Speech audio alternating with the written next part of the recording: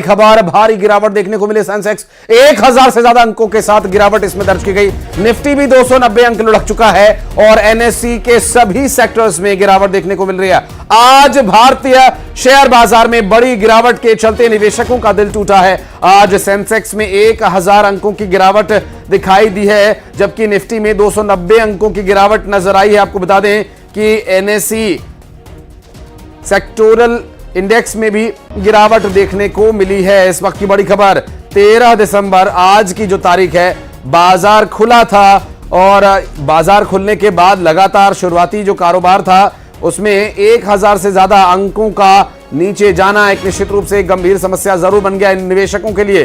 Sensex में आज 1000 से ज्यादा अंकों की गिरावट के चलते लाल ही लाल निशान दिखाई दे रहे हैं सब तरफ। सेंसेक्स ने अपना कारोबार 80,330 के स्तर पर शुरू किया था, जबकि निफ्टी की बात की जाए तो आज निफ्टी भी 290 अंकों की गिरावट देखने को इसमें मिल रही है और ऐसे में 24,250 के स्तर पर जो शुरू हुआ वो 290 अंकों की गिरावट के साथ और नीचे पहुंच गया। शेयर बाजार में आए इस गिरावट को लेकर लगातार अलग अलग एक्सपर्ट्स अलग अलग राय दे रहे हैं। और खबर मनेंद्रगढ़ से, यहां बीजेपी नेता और उनकी पत्नी के खिलाफ एसपी ऑफिस में शिकायत दर्ज की गई। मृत व्यक्ति के नाम पर 35 लाख रुपए का लोन लेने का आरोप लगाया गया और तत्कालीन बैंक मैनेजर से मिलीभगत कर मृत व्यक्ति के नाम पर लोन लेने का आरोप है। सिटी कोतवाली थाना क्षेत्र का यह पूरा मामला बताया जा रहा है।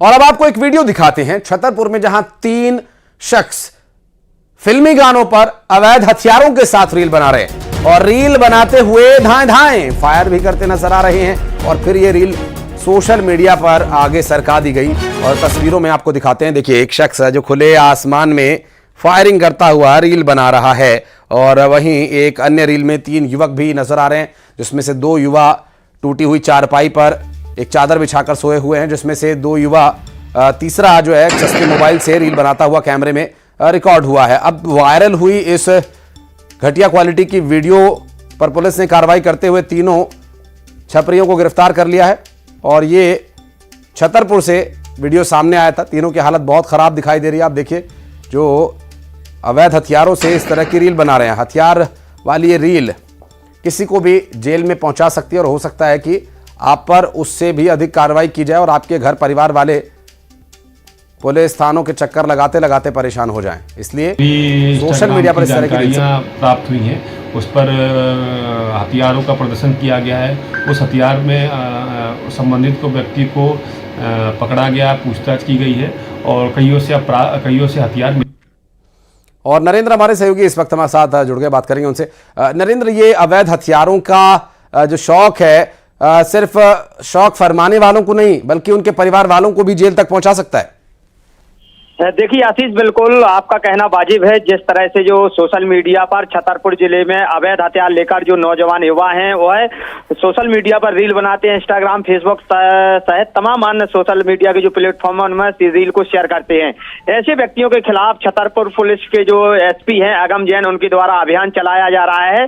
अभी तक इस अभियान के अंतर्गत करीब 100 लोगों के खिलाफ अवैध हथियार लेकर सोशल मीडिया पर प्रदर्शन करने की धाराओं पर के तहत मामला पंजीबद्ध करके उनको जेल भेजा गया है। साथ ही उनके परिवार के लोगों को भी इसमें यह चेतावनी दी जा रही है, समझाइश दी जा रही है कि वह अपने घर के युवाओं को समझाएं ताकि अवैध हथियार किसी भी तरह से रखना कानूनी तौर पर अनलीगल होता है और इसका प्रदर्शन ना करें। समाज में किसी भी तरह का कोई दहशत का माहौल ना निर्मित हो, इसके चलते एसपी अगम जैन यहाँ पर सख्त है और लगातार पुलिस द्वारा ताबड़तोड़ कार्रवाइयां की जा रही है।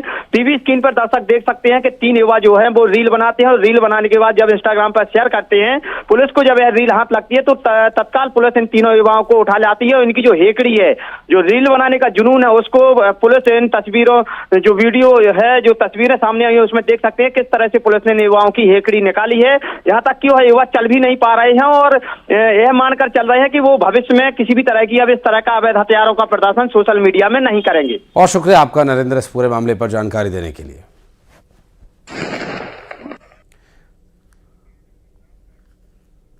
और बेंगलुरु में एआई इंजीनियर अतुल सुभाष के सुसाइड की कहानी ने पूरे देश को हिला कर रख दिया।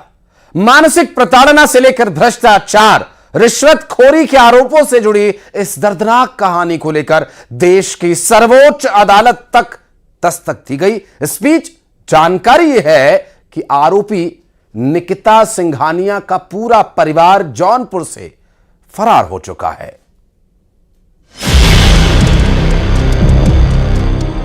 मेरा असली विसर्जन कब तक नहीं होना चाहिए? जब तक मेरे ख्याल से उसको पनिशमेंट नहीं मिलता। मेरे बच्चा को इंसाफ दिला दीजिए, मेरे बच्चा को इंसाफ दिला दीजिए। एआई इंजीनियर अतुल सुभाष की खुदकुशी के इस वीडियो ने हर किसी को झकझोर दिया है।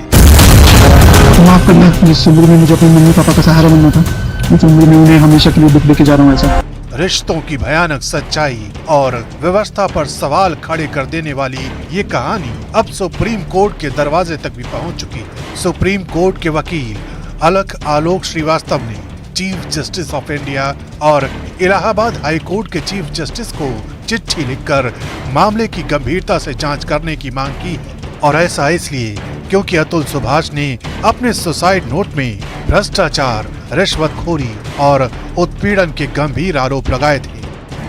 तो मेरा मानना है कि मुझे खुद को ही खत्म कर लेना बेस्ट है मेरे लिए, क्योंकि जो मैं पैसे कमा रहा हूँ उसी से मैं अपने दुश्मन को बलवान बना रहा हूँ। वही पैसे मुझे ही बर्बाद करने के लिए यूज है और ये साइकिल बढ़ता ही रहेगा।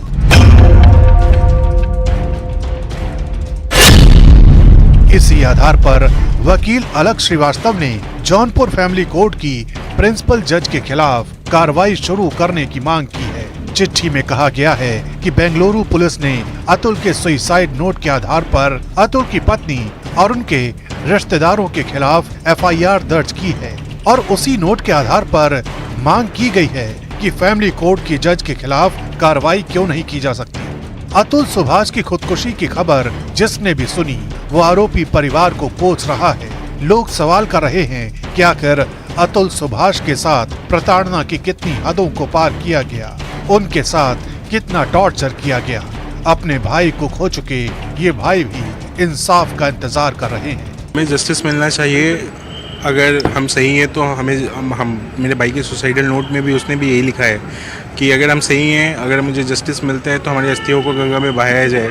और अगर यही करप्शन और यही चीज़ों पे अगर उसे जस्टिस नहीं मिलती है तो उसके अस्थियों को वहीं कोर्ट के बाहर ही गटर में बहा दिया जाए। जो न्यायपालिका करेगी वो होगा, और पत्रकार और न्यायपालिका क्या है वो आप लोग डिसाइड कीजिए।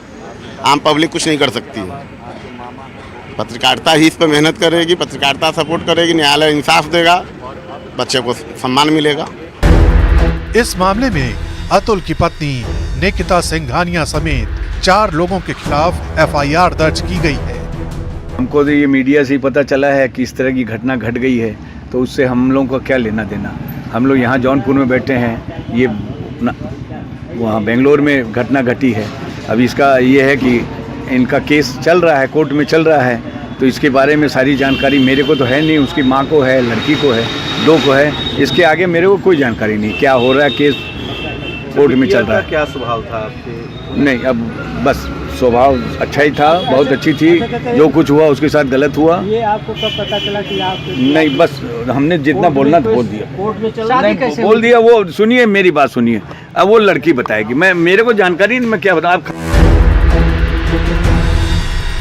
अतुल सुभाष की खुदकुशी का ये मामला लगातार तूल पकड़ता जा रहा है। लोग इसे खुदकुशी की तरह नहीं बल्कि हत्या की तरह देख रहे हैं। उधर जौनपुर में अतुल सुभाष की पत्नी निकिता सिंघानिया के भाई और उसकी मां घर छोड़कर कहीं फरार हो गए हैं। बताया जा रहा है कि दोनों मोटरसाइकिल पर सवार होकर कहीं फरार हुए हैं। AI engineer Atul Subhash suicide के इस मामले में अब नया मोड़ आ गया है आधी रात को। जी हाँ, अतुल की पत्नी का जो मायका है ये जौनपुर के नगर कोतवाली के जो है खोआ मंडी मोहल्ले में है। आपको बता दें कि आधी रात के समय ये वही गली है ये वही गली है जिस गली से जो है भागने का जो है प्रयास घर से निकल के किए हैं।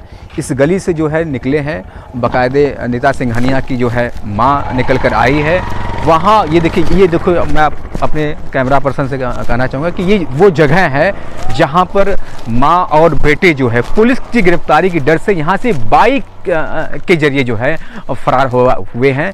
ऐसा माना जा रहा है कि बेंगलुरु पुलिस कभी भी आ सकती थी और इन्हें गिरफ्तार कर सकती थी, लिहाजा गिरफ्तारी की डर की वजह से ये वही रास्ता चुना है। ये जनपद जौनपुर नगर के जो है ये शाही किला का मुख्य मार्ग है। इसी मार्ग से जो है AI इंजीनियर अतुल सुभाष मोदी के जो है ससुराल के सासू माँ और उसके साला अनुराग सिंघानिया जो है फरार हुआ है। और अब आपको लिए चलते हैं, मुख्यमंत्री डॉक्टर मोहन यादव पहुंचे हैं पार्टी ऑफिस और सरकार के 1 साल का कार्यकाल पूरा होने पर यहां पर वो पहुंचे हैं और डॉक्टर श्यामा प्रसाद मुखर्जी की मूर्ति पर माल्यार्पण वे करेंगे और क्या कुछ कह रहे हैं सुनवाते हैं।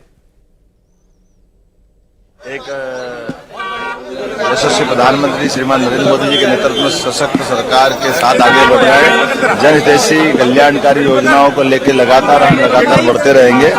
मेरी अपनी ओर से जनता आज यहाँ पार्टी कार्यालय में हमारे आदर्श डॉक्टर श्यामा प्रसाद मुखर्जी, पंडित दीनदयाल उपाध्याय जी की प्रतिमा पर माल्यार्पण करके हमने अपनी भावनाओं की अभिव्यक्ति की है और उम्मीद की उनके मार्ग पर हमारी सरकार पूरी ताकत के साथ लगातार चलती रहेगी। मेरी अपनी ओर से बधाई। बस चलो भैया, धन्यवाद।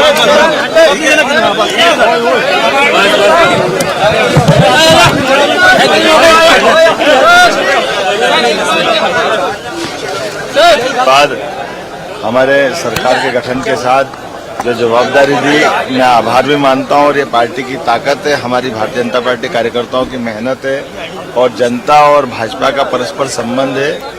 इसी का परिणाम है कि आज हम पुनः एक यशस्वी प्रधानमंत्री श्रीमान नरेंद्र मोदी जी के नेतृत्व में सशक्त सरकार के साथ आगे बढ़ रहे हैं। जनहितैषी कल्याणकारी योजनाओं को लेकर लगातार बढ़ते रहेंगे।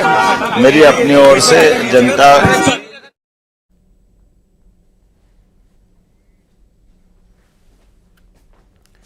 आज संसद भवन पर हुए हमले को 23 साल हो गए, यानी 23वीं बरसी आज है। और जब 13 दिसंबर 2001 को आतंकवादियों ने भारत की आत्मा पर हमला किया था और भारतीय संसद पर हमला किया था और इस हमले में कई जवानों ने अपनी जान देकर इसकी रक्षा की थी और इसमें सफाई कर्मचारी ने भी अपनी शहादत दी थी। प्रधानमंत्री नरेंद्र मोदी ने इस मौके पर शहीदों को श्रद्धांजलि दी और उनके साहस और उनके बलिदान को प्रणाम किया। पीएम मोदी ने संसद भवन में हमले के दौरान शहीदों को श्रद्धांजलि दी। उपराष्ट्रपति जगदीप धनखड़, लोकसभा स्पीकर ने भी श्रद्धांजलि अर्पित की और शहीदों को नेता प्रतिपक्ष राहुल गांधी ने भी नमन किया। कांग्रेस अध्यक्ष मल्लिकार्जुन खड़गे भी शहीदों को नमन करने पहुंचे।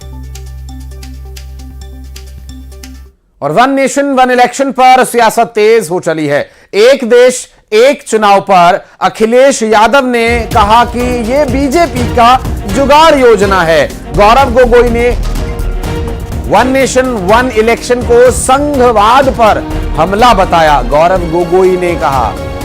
और संसद में चुनाव प्रक्रिया पर चर्चा हो, उनका यह कहना है। और अब वन नेशन वन इलेक्शन, जिसके बारे में चर्चा ये थी कि इसी शीतकालीन सत्र में उस प्रस्ताव को लाया जा सकता है और वन नेशन वन इलेक्शन अब आगे भारत के लोकतंत्र के सिस्टम में इसका हिस्सा होगा। और अब ऐसे में अलग अलग नेताओं का इस पर बयान आना शुरू हो गया है और खबरें आगे भी जारी है। वक्त एक बहुत छोटे से ब्रेक का है, जल्द लौटते हैं।